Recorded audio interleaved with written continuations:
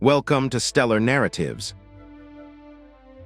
For over 3,000 years, ancient Egypt was the most powerful and enduring civilization on Earth.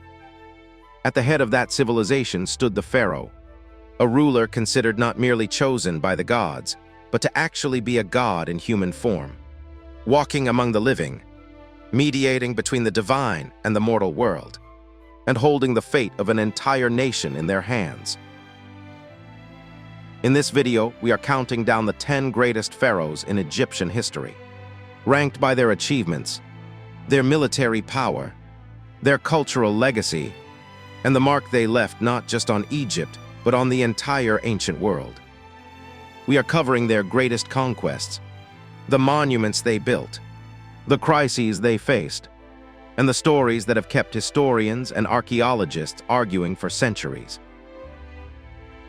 We have a special mention at the end for a young king, whose short and tragic reign produced the most spectacular archaeological discovery in the history of Egyptology.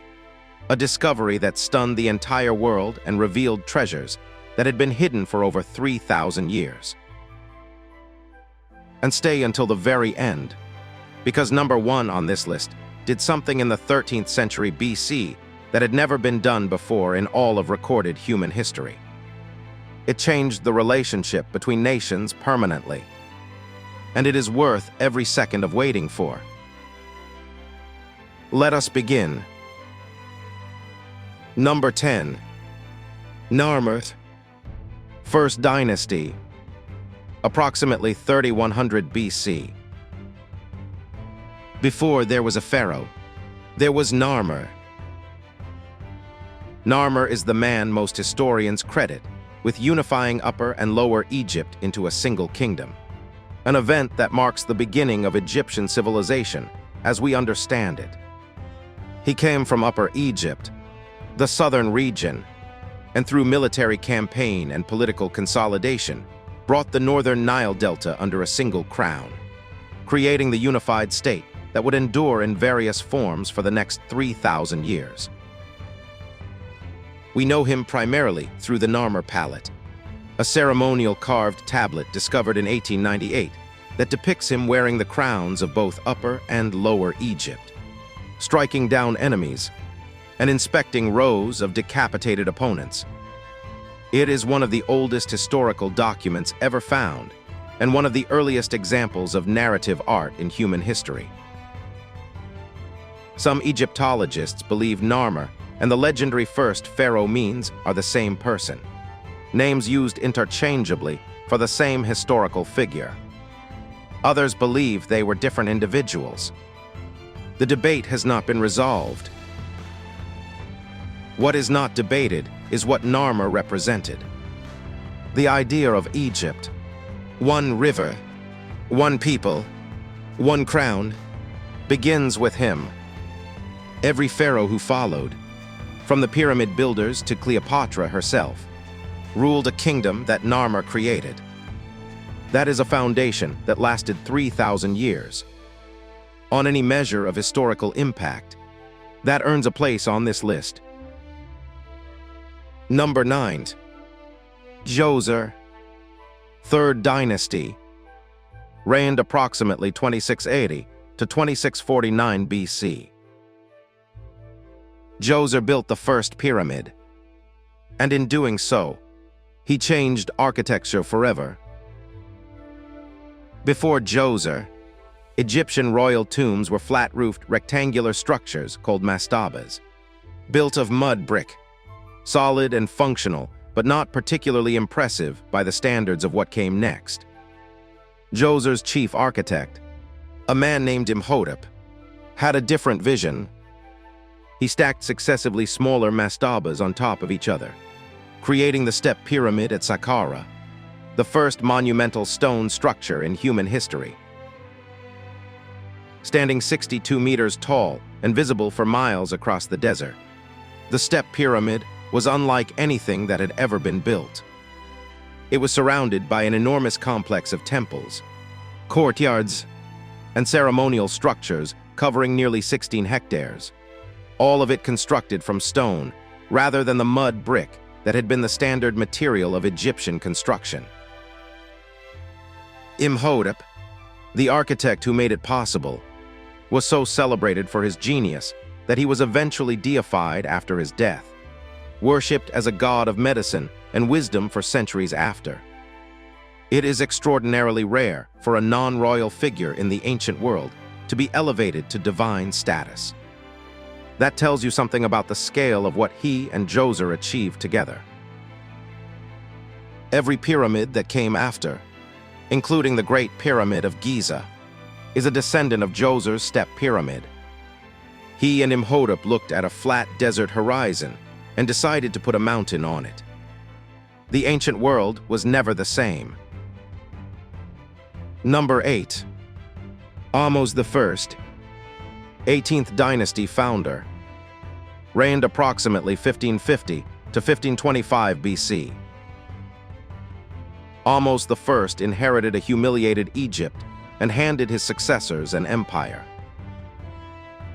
For over a century before his reign, Egypt had been partially controlled by the Hyksos, a people from the Levant who had entered Egypt gradually and seized control of Lower Egypt, establishing their own pharaonic dynasty and ruling from the city of Avaris in the Nile Delta. The Hyksos introduced the horse-drawn chariot and the composite bow to Egypt, military technologies that the Egyptians did not possess and could not initially counter. It was one of the most humiliating periods in Egyptian history. Ahmose ended it. Following the military campaigns begun by his father and brother before him, Ahmose laid siege to Avaris, drove the Hyksos out of Egypt entirely, and then pursued them into Canaan to prevent any possibility of return. He reunified the entire Nile Valley under Egyptian control, expelled the foreign occupiers, and absorbed the military technologies they had brought into Egypt's own army, including the chariot that would make Egyptian forces the most powerful in the Near East for centuries. He founded the 18th dynasty and the New Kingdom period, the era of Egypt's greatest power and cultural achievement. Hatshepsut, Thutmose III, Akhenaten, Tutankhamun, all of them ruled within the dynasty he created. The golden age of Egypt begins with Ahmose. He expelled the occupiers, reunified the country, and built the dynasty that produced most of the names on this list.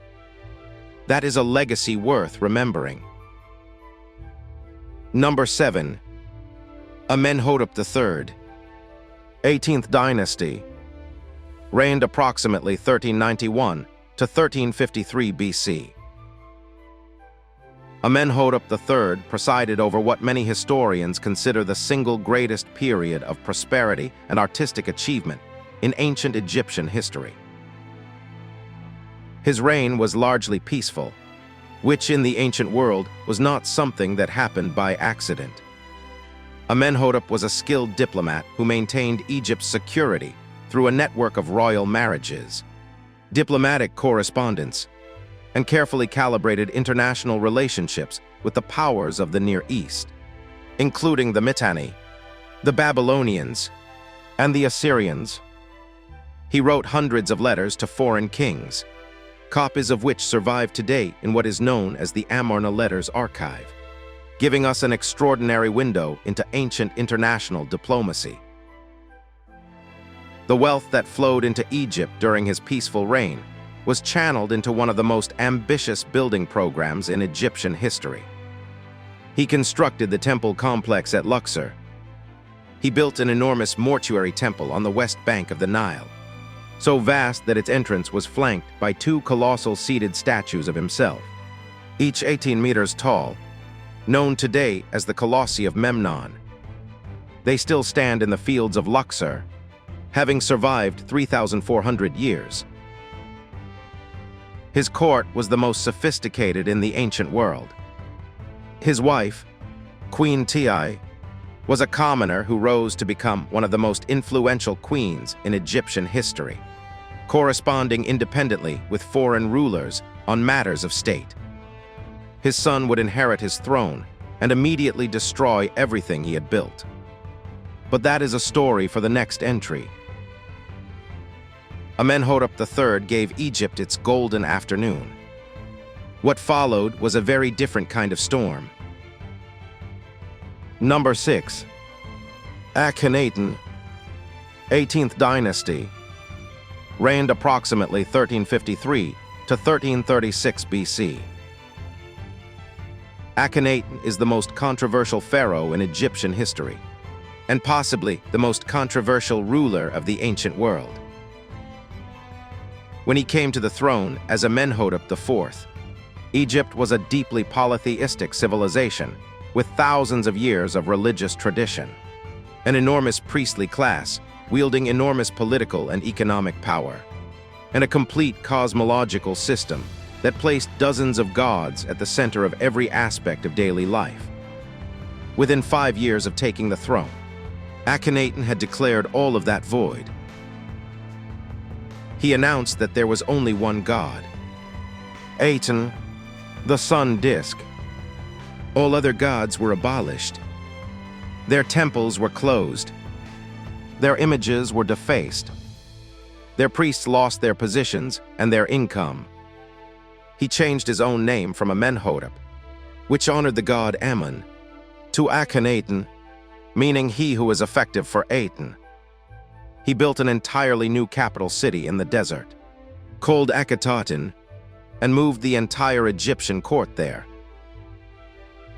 Whether this was genuine religious conviction or a calculated political move to destroy the power of the Ammon priesthood, which had accumulated wealth and influence rivaling the pharaoh's own, is a question historians have debated for decades. His art was equally radical. Where traditional Egyptian art depicted human figures in an idealized, formalized style unchanged for centuries, Akhenaten commissioned images of himself and his family in a strikingly naturalistic style. He is shown playing with his daughters, relaxing with his wife Nefertiti, holding offerings to the sun, images of domestic intimacy that had never appeared in Egyptian royal art before. His wife Nefertiti is one of the most famous figures in Egyptian history. The painted limestone bust of her face, discovered in 1912 and now displayed in Berlin, is one of the most recognized portraits in the history of art. Akhenaten's religious revolution did not survive him. Within a generation, his city was abandoned. His images were defaced. His name was erased from monuments, and the old gods were restored. The Egyptians called him the heretic Pharaoh and refused to number him in their official king lists. But the idea that he may have introduced the concept of monotheism, the belief in a single god, to the ancient world, an idea that would eventually shape Judaism, Christianity, and Islam, has made him one of the most studied and debated figures in all of history.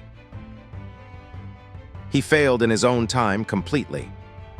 His influence on human thought may be immeasurable. Number 5.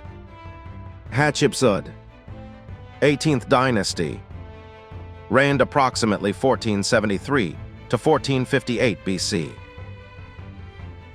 Hatshepsut was one of the most effective rulers in Egyptian history. And after her death, someone spent decades trying to erase her from it. She came to power as regent for her young stepson Thutmose III after the death of her husband, the pharaoh Thutmose II. But rather than govern in her stepson's name until he came of age, Hatshepsut did something extraordinary. She declared herself pharaoh. She had herself depicted in official art wearing the double crown and the false beard of male kingship. She took the full royal titles. She ruled Egypt not as a regent or a queen consort, but as pharaoh in the fullest sense of the word. She governed for approximately 20 years, and the record of those years is remarkable. She launched a major trading expedition to the land of Punt, a region believed to be in modern-day Somalia or Eritrea, returning with living myrrh trees. ebony, ivory, gold, and exotic animals, goods that had not been seen in Egypt in generations. The expedition is documented in extraordinary detail in the reliefs she commissioned at her mortuary temple at Deir el-Bahri, one of the most beautiful buildings in the ancient world. She was an ambitious builder. She commissioned 2 enormous obelisks at Karnak, the tallest in Egypt at the time, erected in just 7 months according to her own inscriptions.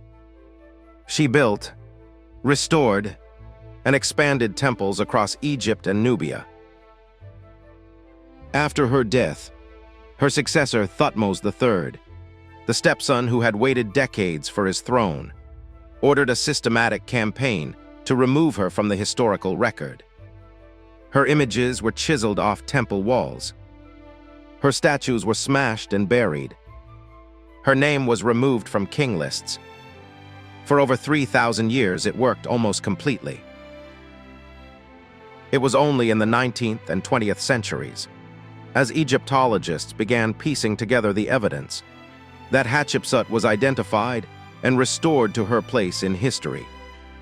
Her mummy, when finally identified in 2007 through DNA analysis and a single tooth found in a canopic box, confirmed what the historical record increasingly suggested.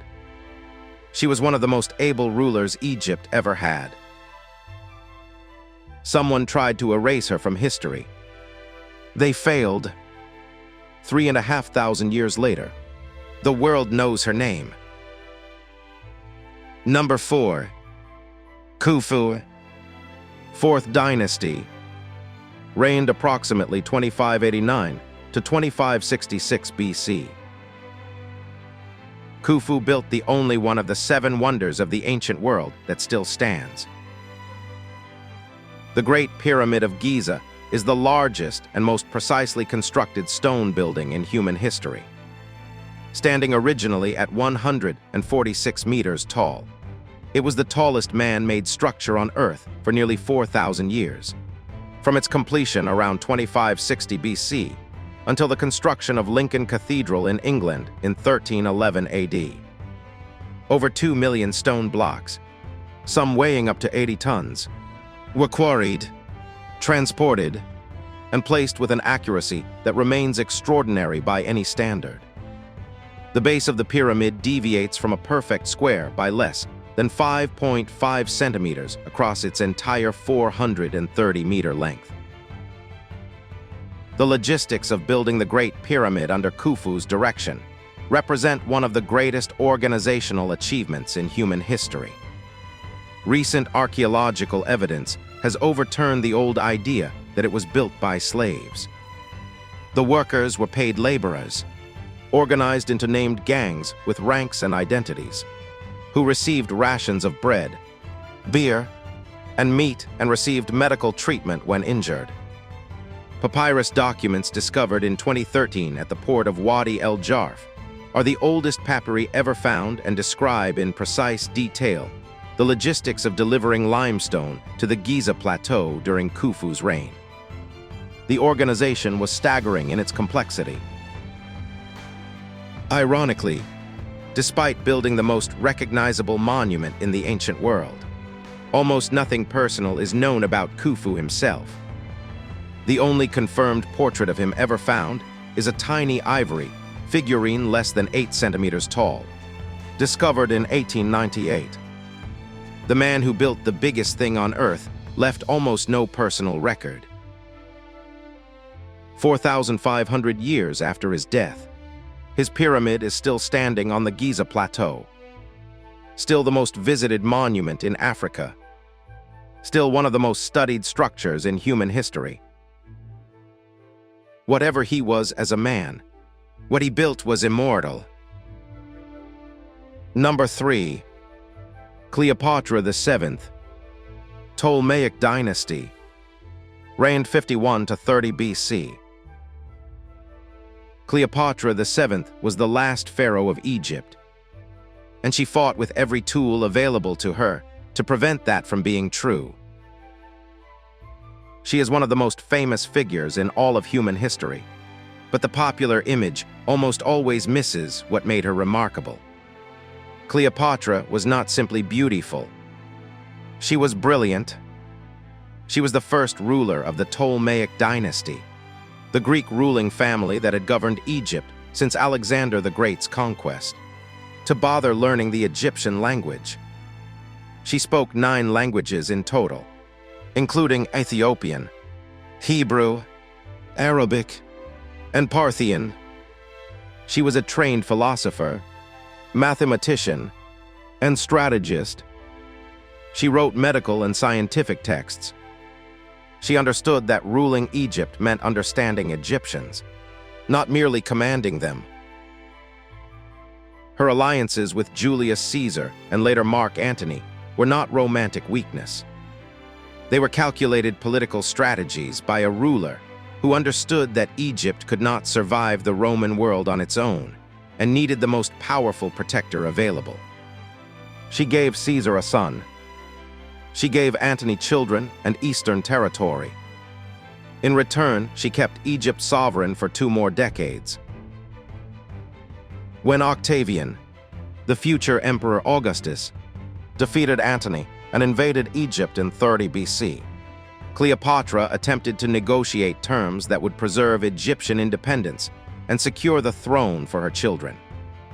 When it became clear that Octavian intended to parade her through Rome in chains as a war trophy, she chose her own ending. She died on the 12th of August 30 BC, most likely by her own hand, at 39 years old. The exact method is still debated. The story of the asp, the Egyptian cobra, may be symbolic rather than literal. What is not debated is her intent. She denied Octavian his triumph. With her death, 3,000 years of pharaonic Egypt ended. Augustus made Egypt a Roman province. The line that began with Narmer, who unified the country in 3100 BC, ended with a woman who refused to be made a spectacle. 3,000 years, one civilization, one river, and at the very end, a queen who chose death over humiliation. Number 2. Thutmose III, 18th dynasty, reigned approximately 1479 to 1425 BC. Military historians call Thutmose III the Napoleon of ancient Egypt. Napoleon might have objected to the comparison. Thutmose III conducted 17 military campaigns in 20 years without suffering a single decisive defeat. He expanded Egypt's territory to its greatest extent in history, pushing north into the Levant and Syria, south deep into Nubia, and establishing Egyptian dominance over a vast arc of territory from the Euphrates River to the fourth cataract of the Nile. He transformed Egypt from a regional power into the dominant empire of the ancient Near East.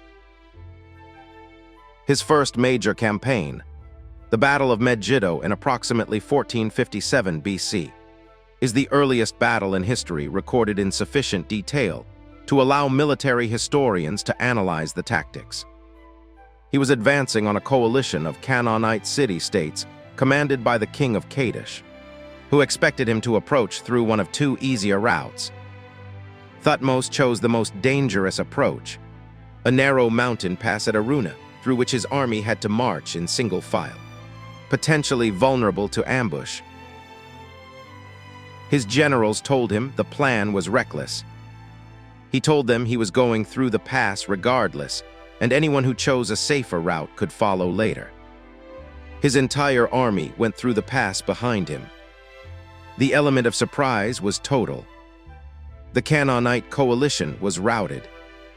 Megiddo fell after a 7-month siege. He was also one of the greatest builders in Egyptian history, constructing or expanding dozens of temples, adding halls and obelisks to Karnak on a scale that transformed it into the largest religious complex in the ancient world. His annals, recorded on the walls of the Karnak Temple, provide the most detailed military records in all of Egyptian history.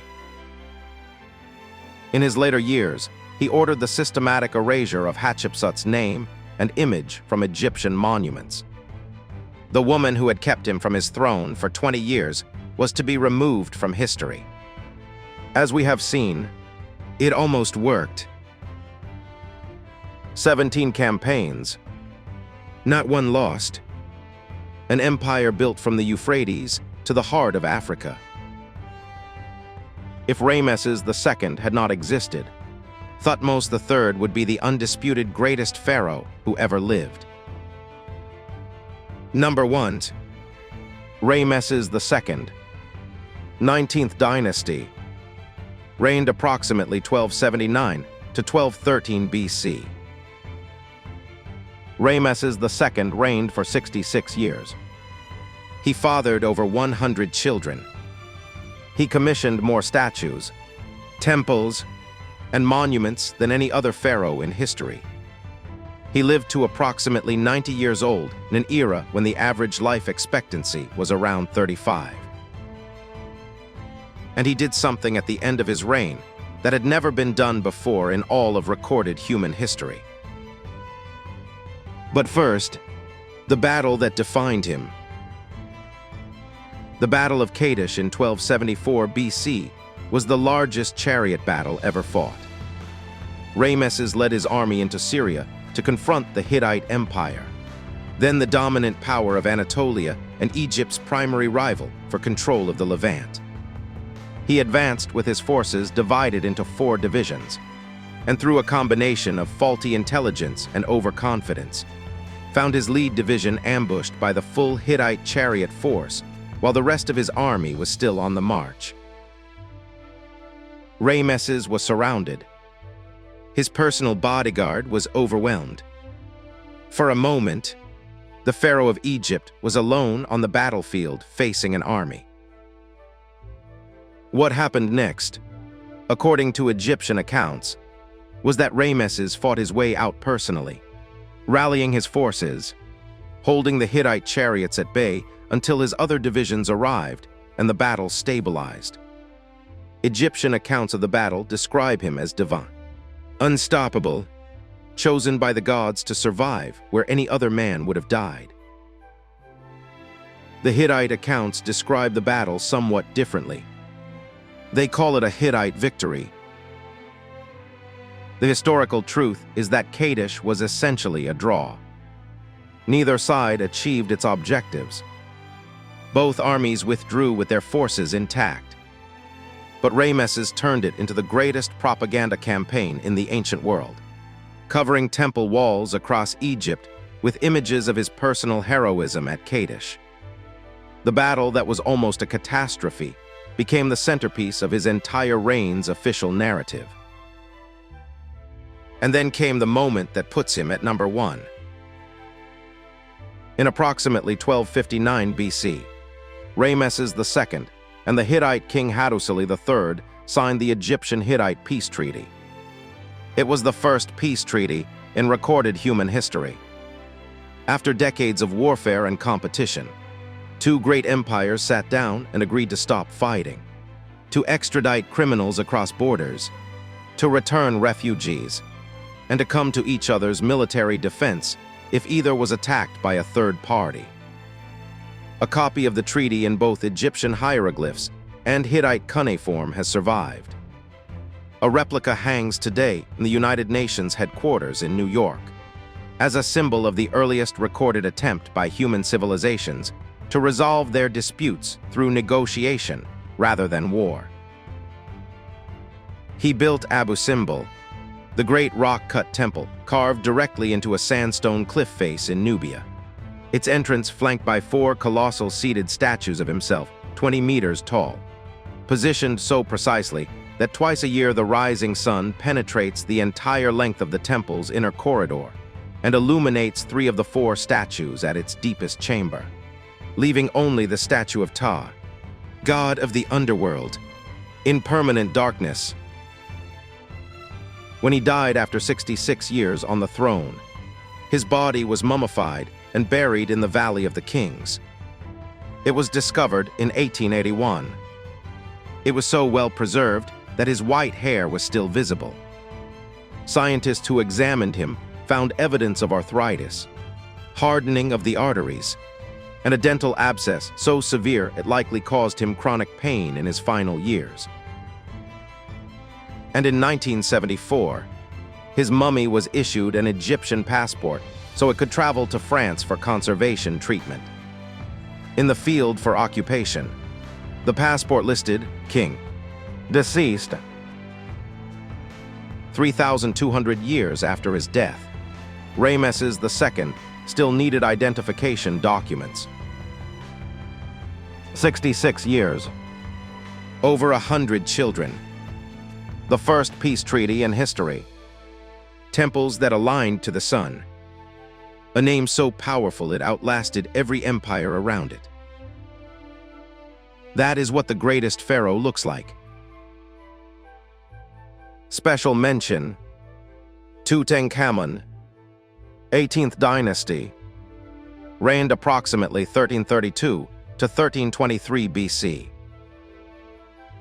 Tutankhamun was 9 years old when he became pharaoh and 18 or 19 when he died. By any standard of achievement, he was a minor king.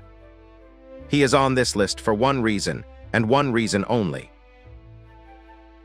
On the 4th of November 1922, the British archaeologist Howard Carter's team uncovered a stone step in the Valley of the Kings. Then another step. Then a sealed doorway. Then a corridor. Then another sealed door. On the 26th of November 1922, Carter made a small opening in the second sealed door, held up a candle, and looked through. His patron, Lord Carnarvon, standing behind him in the dark, asked if he could see anything. Carter replied, "Yes, wonderful things." What Carter had found was Tutankhamun's tomb, the only royal tomb in the Valley of the Kings to have survived 3,000 years of looting almost completely intact.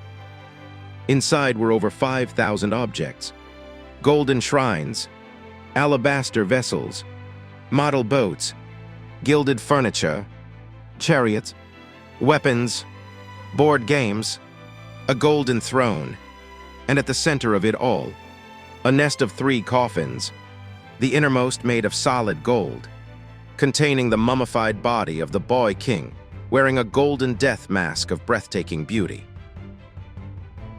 The discovery was the greatest archaeological find in history. It dominated world news for years. It launched a global obsession with ancient Egypt that has never fully faded. The golden death mask of Tutankhamun is one of the most recognized images in the world. As for the king himself, modern analysis of his mummy has revealed a young man in poor health, suffering from multiple bone diseases, malaria, and a severely fractured leg that may have contributed to his death. He was the product of inbreeding within the 18th dynasty, born to a father and daughter who were closely related.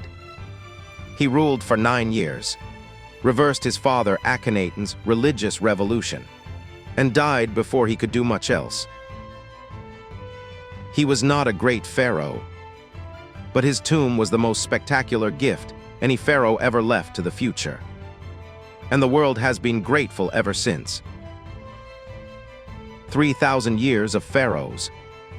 From Narmer unifying the 2 lands, to Cleopatra refusing to be led in chains through Rome. Ancient Egypt produced rulers whose names have survived longer than the civilizations that conquered them. Greece is gone. Rome is gone. The pyramids are still there.